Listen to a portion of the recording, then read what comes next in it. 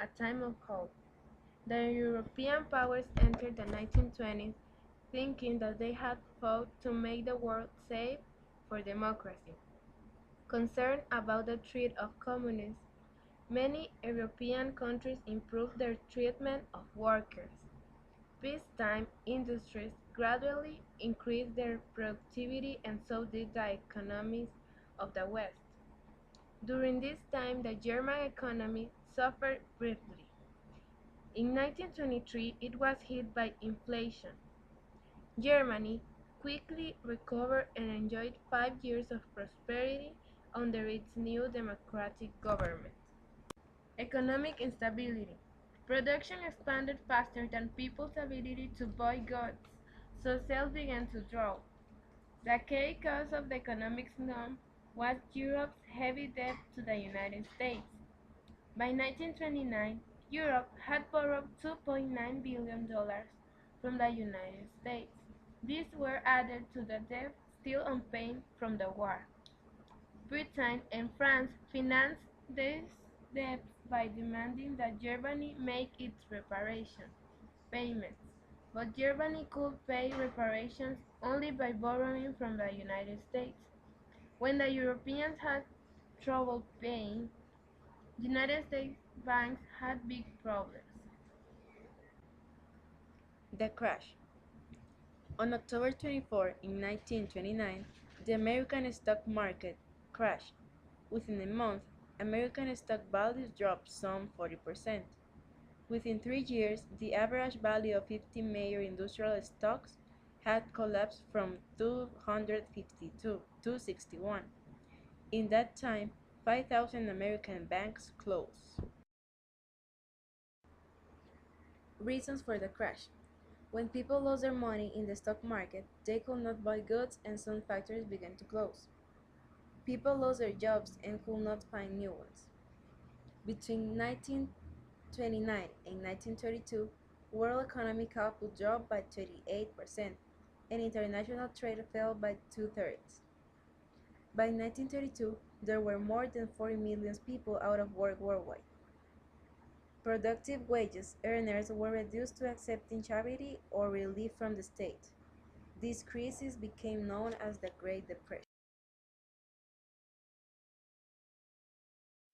During the Great Depression, people demanded solutions.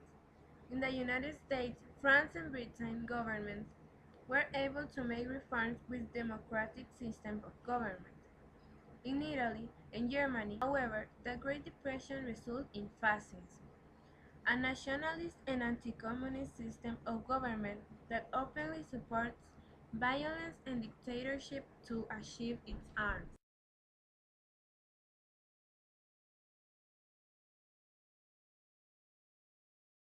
Franklin Delano Roosevelt became the President of the United States in 1933.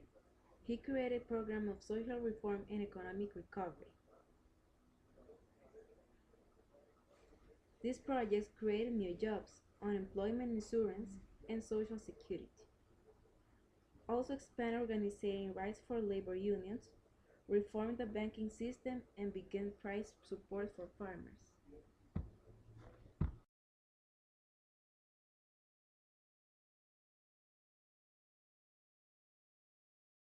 Italians were on the winning side in the World War I, but the war left Italy with a poor economy and widespread unemployment. They turned to Benito Mussolini. He and his followers met no resistance. The fascists replaced Italy's democracy by force, outlawing other political parties, ending freedom of the press, and breaking up the labor unions.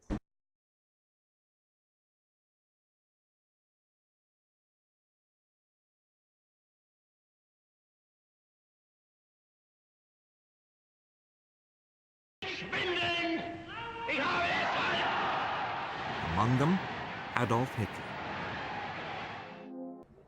The rise of Hitler and Nazis in Germany.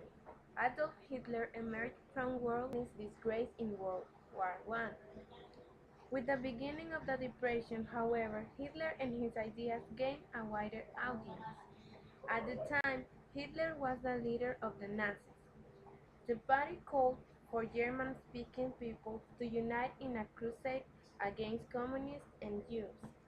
In January 1933, German President Paul von Hindenburg appointed Hitler Chancellor or leader of Germany. He outlawed opposition political parties and broke up the trade unions. Jews endured the worst treatment.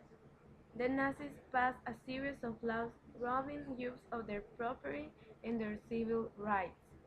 The Nazis sent Jews as well as Gypsies, Slavs, communists, and other persecuted minorities that the Nazis considered inferior to concentration camps, where more than 6 million Jews were murdered. On this foundation of violence and hate, Hitler set his nation on the march to yet another war.